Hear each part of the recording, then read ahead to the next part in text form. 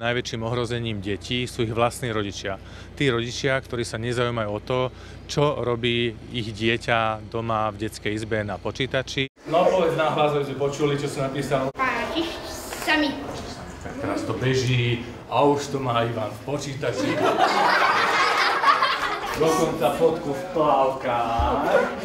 Čo by ste urobili vy? Ktorých chlapcov by poslali naspäť fotku v plavkách?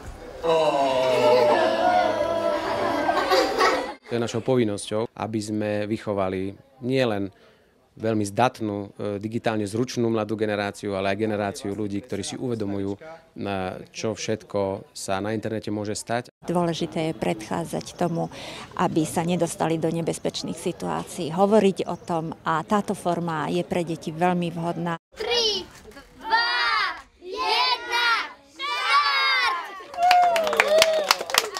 Páči sa mi tento ovečkovský autobus. Ako je pokreslený, to je najlepšie na tom. Idú tam aj videá a je rýchlejší ako ostatné. V Banskej Bystrici v 50 autobusoch a trolejbusoch sa budú počas celého roka vysielať rozprávočky. Ten projekt z tej internetovej podoby sme takto zhmotnili a dostali medzi širokú verejnosť. My sme veľmi radi, že zrovna Banská Bystrica je tým pilotným mestom, kde sa tento projekt rozbieha v autobusovej doprave a verím do budúcnosti, že sa aj ostatné autobusové dopravy v rámci Slovenska pridajú ku nám.